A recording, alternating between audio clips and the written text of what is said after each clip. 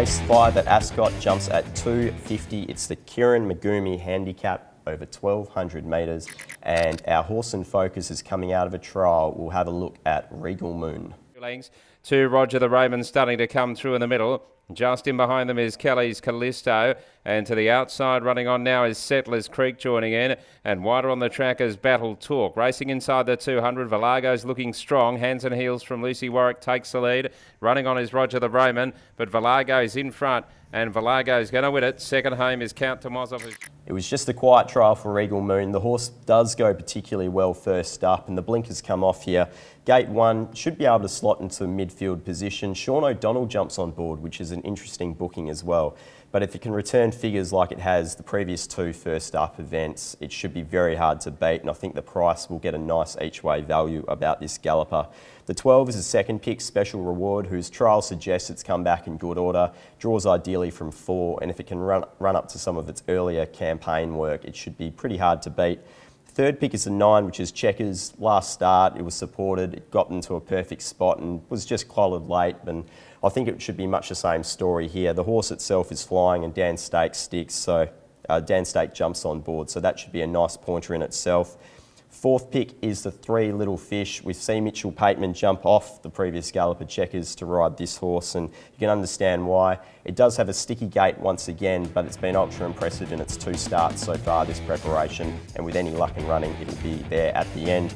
Another good race, the 10 on top, which is Regal Moon, 12 Special Reward, 9 Checkers and 3 Little Fish. Race 6 at Ascot, it's the first leg of the quaddie on this 9 race card. It's the Seppelt Wines handicap over 1,200 metres, jumping at 3:25, and it was impossible not to see our horse and focus last start. It came flying down the outside and collared Caracapo. That horse is Pims Royale. He's an out wider, Dia Della Razza. Guns of Navarone over on the fence, right behind the lead, searching for a run. Hoboken next, and then comes Audience. Caracapo leading. D'Andy's closing in on Caracapo. Out wider, Dia Della Razza, Hoboken, and Pims Royale chiming in, finding Caracapo. Pims Royale, D'Andy's. Pims Royale gets their wins.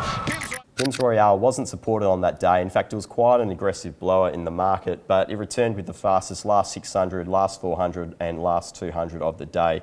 The horse's map's perfect here. Gate 4 looks really ideal. Mitchell Pateman sticks and he's going down to 55.5, so obviously he likes the horse. If it can just reproduce anything approaching those late sectionals, it will go very close to winning this event. 7 is the second pick, Electric Light, who basically returned with the personal best. You can't say much more than that. Willie Pike is sticking upon this horse, and really, if it gets itself into a rhythm, it will be the main challenge for Pims Royale. It does have gate 11 to contend with, so that's probably the main concern. The third pick is a 5, Riverdance, who again gets a really nice gate, should be there just behind the speed. Shooter McGrady's in good form, and the horse will be there on pace. And then fourth pick is Damn Ready. It's irrepressible form so far for Damn Ready. It does get a jockey change with Jade McNaught claiming, and it has a little bit of a tricky gate from 9, but you have to respect the horse. Maybe a small query going up to 1,200 metres. 10 on top, pretty keen about Pims Royale. 7 second pick, Electric Light. Riverdance in for 3rd, and the 1 Damn Ready. Race 7 at Ascot is the Schweppes Melvista Stakes over 2,200 metres, the listed race for the Colts and Geldings. It'll jump at 4:05. In our horse and focus, it's a horse we're familiar here with on the box seat. It's Without Reason. The leader now, she races to the lead from Mexicola. Mackenzie Brook gets into the clear. A further 2 lengths to Without Reason labouring. Apparition coming down the outside with a late runner. Over on the inside, Lady Sass. Mackenzie Brook draws level. Mackenzie Brook gets the neck in front. Apparition continues to run on, but Mackenzie Brook, who had that great run throughout, pulls away. Mackenzie Brook beats home Apparition. Without Reason comes into this event from a different form line. We saw the race behind Mackenzie Brook where it was defeated by 3 lengths. Without Reason on that occasion wasn't suited at all. It was attacked when it went up to the lead and raced wide without cover for a part of that race as well. I suspect that from gate 7, Troy Turner will be able to settle this horse with a bit of cover, and if need be, he can make a move mid-race to try and take up the front running if there's no pace in the event.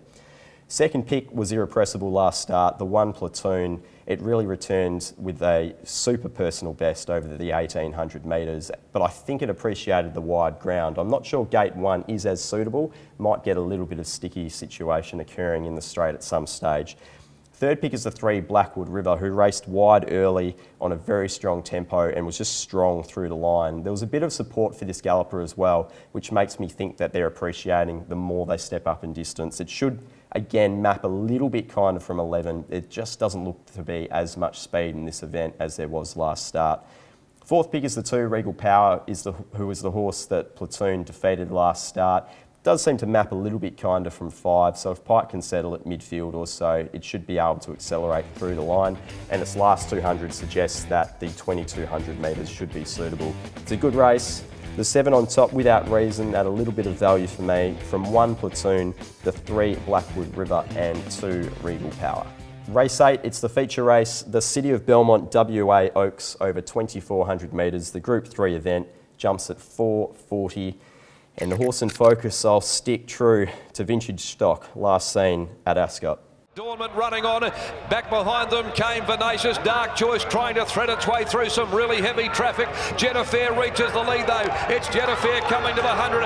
Ping Me Another down the outside. The roughie coming at Jetaffair. Jetaffair, Ping Me Another diving at it. Jetaffair, I think, clicks on. Jetaffair wins the... Vintage stock was supported very strongly in the market last start, but from the wide barrier, they just settled the horse way back in the field, second last along the fence, and just to let it go through the gears and hit the line in a reasonable fashion. That was a very slowly run race, so we saw both it and Adornment just with really no chance of getting into the race coming around the corner. I think both of them are a forgive, and for me, vintage stock from barrier 2, Paddy Carberry can settle the horse in more of a striking position early on in the event. Second pick is 7 Mackenzie Brook, who, if I like Without Reason in the previous event, I have to like this horse. It was really strong. It's coming out of a strongly run race, which is more than can be said for most of this field. So I think if it can get into a good position from barrier 8 with Peter Hall on board, it will be strong through the line. Third pick is the 3 Adornment, who will be favourite in this event, you would imagine. Willie Pike sticking with this horse and picking it over Dark Choice, I think, is a good lead. And he should be able to get the horse into a nice position from 7. Just a query as to whether or not it will be in the front half of the field or the back half for me. And then the 4th pick is a 5, Lady Sass, who really has been impressive so far this campaign. It seems to be climbing all obstacles with relative ease, and going up in distance seems to be suiting it. So Jared Noski jumps on board. Gate 10, a little bit of a query, but the horse does have versatility in terms of being able to ride on pace or back in the field. We'll go with the 4 vintage stock on top, from 7 Mackenzie Brook, the 3 Adornment and 5 Lady Sass in the WA Oaks. That brings us to the last. It's race 9, jumping at 5:15. It's the Let's Celebrate City of Belmont handicap over 1600 metres, and our horse in focus is flashing home. It's Arctic Stream, running second to Special Delivery, first up at Ascot. And then Politics, Simi Sizzle cut the corner with Arctic Stream as well into the home straight. 300 to run. Harry Thomas on the outside of Atlanta Blue. Pin Sun's there. Touch of Silver battling away. Red Publisher comes down the outside. Arctic Stream. He's going right back to the inside and running on Will. And now here comes Special Delivery bursting through. It's Special Delivery. Arctic Stream flashing through. Arctic Stream's gone to a new level over the last probably half a dozen starts, and from gate 5 it looks to be in a more suitable position. Last start it was just slightly restrained back through the field from barrier 12, so I imagine Chris Parnham can just take his time and put the horse where he wants it from that barrier. It does look suited and has a really good turn of foot over the last 400. Second pick is the 15, which is Peppy Jack. We saw last start this galloper had no luck whatsoever. It raced 3 wide, no cover, on decent speed, and really, although it has another wide barrier, there just doesn't seem to be as many challenges for it to get past in the early part of the race. Jason Whiting remains on board, and I think he should be able to boot it across and get it into the first 4 in running. Third pick is the 7, Tonka Tough. Plenty of time for this galloper. We'll probably get an each-way price about it. It's returned in really good form. Gate 12 is still a bit of a concern, but Boy Hill knows the horse well. Again, he'll just be looking for cover and letting the horse do its best work late. Fourth pick is the 3, Red Publisher, who isn't necessarily a 1600 metre horse, at least recently anyway, but his recent last 200 sectional suggests that he will be suited going up in trip, and he gets a soft draw to find out if he can just get on that little bit of extra distance over the 16. It's a really interesting race to finish the card, but I'll go with 13 Arctic Stream from the 15 Peppy Jack, the 7 Tonka Tough and 3 Red Publisher. Best bets on the card for me at Ascot, race 4, number 10, Rebel Knight, and race 6, number 10, Pims Royale. I think both horses look suited by the way they land in running. That's all for us here on the box seat. If you'd like to keep up to date with us at Perth Racing, go to our website, or social media is the place to keep in touch. I'm Pete Anthonys. It's been a pleasure as always. Until next time here on the box seat, good punting and go well.